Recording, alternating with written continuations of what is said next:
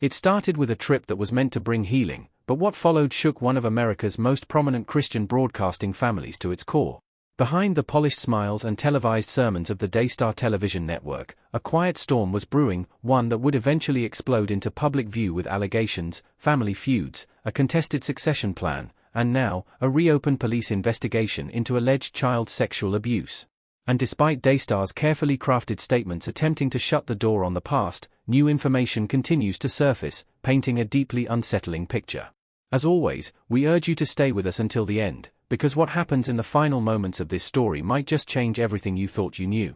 And don't forget, if you care about truth, accountability, and exposing the stories that others try to bury, subscribe to this channel right now. In the summer of 2021, Jonathan and Suzy Lamb, the son and daughter-in-law of Daystar founders Marcus and Joni Lamb, traveled to North Carolina. They weren't going for vacation or ministry, but because of an urgent, terrifying concern involving their daughter.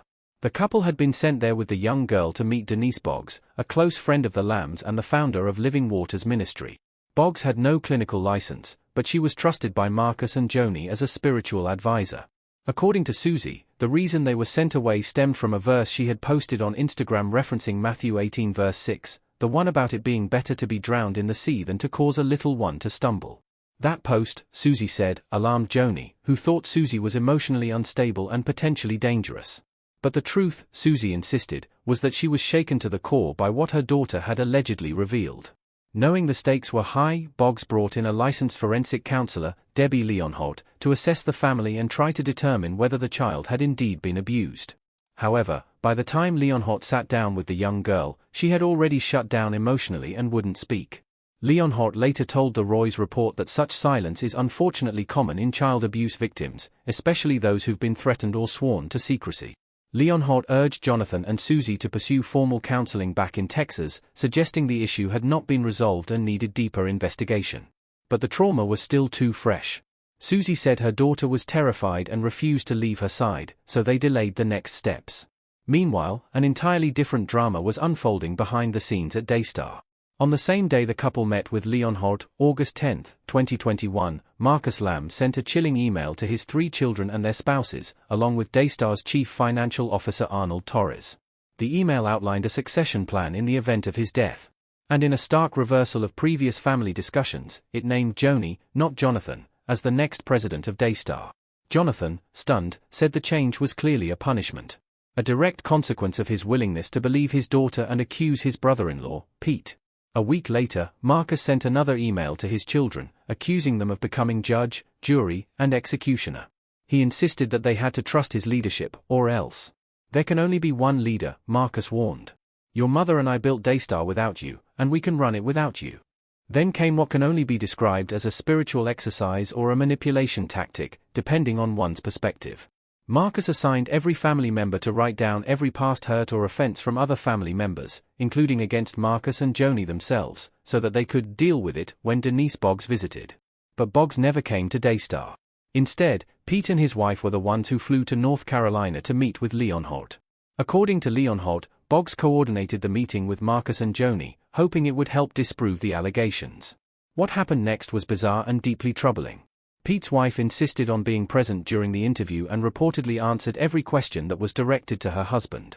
Leonhardt couldn't complete the assessment and made it clear Pete would need to return alone to finish the process. But Pete never went back.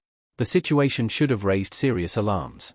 But in a phone conversation recorded on November 18, 2023, Jonathan and Suzy confronted Denise Boggs directly. She admitted that Marcus and Joni had called everything off, instructing her not to pursue further documentation or assessments. They just want to drop everything, Boggs said. I don't want anything more to be written and documented on this. That was what Joni had said. That conversation marked a turning point for Jonathan and Suzy. Until that moment, they believed Pete had been cleared by Leonhardt. They didn't realize the interview had been compromised and no official findings had been made. Yet, back on August 25, 2021, Marcus called Jonathan and another family member, JW, into his office and declared that Pete had been exonerated. Marcus made it clear, if they continued to accuse Pete or even believe he was a danger, they'd have to find other jobs. TR asked JW to confirm whether this meeting occurred as described, but he declined to respond. Jonathan said he had no choice but to comply, for the sake of his family, his job, and his daughter's safety. Marcus died unexpectedly 3 months later, in November 2021. The tragedy only deepened the silence. Jonathan turned his attention to taking care of his mother's financial affairs. Meanwhile, Suzy said she slipped into a dark depression, like a zombie going through the motions of life. Yet, Daystar insists that everything had already been resolved. In a public statement, the network declared, "There was an internal investigation about the matter you referenced when it was first raised at a family retreat in 2021, which concluded with no wrongdoing found nor evidence provided that corroborated the allegation. Apologies were offered and reciprocal forgiveness was extended by all involved." The statement went on to suggest that Jonathan and Suzy had accepted this resolution and continued to attend family gatherings with Pete. But Jonathan and Suzy pushed back forcefully, stating that they had put strict boundaries in place. After the 2021 retreat, they never allowed Pete or his wife to be alone with their daughter again.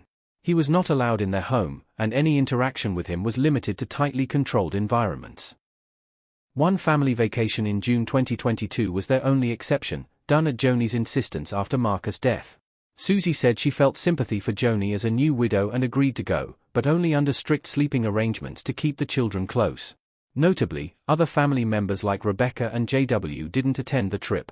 In their statement, Daystar also accused Jonathan of trying to smear the ministry because he wasn't named president. But Jonathan flatly denied this, calling the allegation a distraction from the real issue, justice for his daughter. To bolster their defense, Pete's lawyer claimed his client had passed a polygraph test. But Jonathan quickly called that into question, noting that Joni's new husband, Dr. Doug Weiss, is a sex therapist and owns a polygraph company called Honest to Pete Polygraph. Even more concerning, the company's own website states it does not conduct polygraph tests for sexual offenses. Moreover, polygraph tests are widely considered unreliable and are not admissible in court in many jurisdictions. TRR asked Daystar directly whether Weiss had administered the test or had any role in the process. The network did not respond. But the most shocking development came in 2023, when Jonathan and Suzy finally learned the truth about what had happened in North Carolina. Once they realized Pete had never been properly assessed, they immediately took their daughter to a licensed counselor. The counselor, upon hearing the child's story, reported the suspected abuse to Texas Child Protective Services. CPS then alerted the Colleyville Police Department, which reopened its investigation. Police records obtained by TRR confirm a pending investigation into alleged sexual abuse involving the girl. As of now, no charges have been filed, but the case remains open.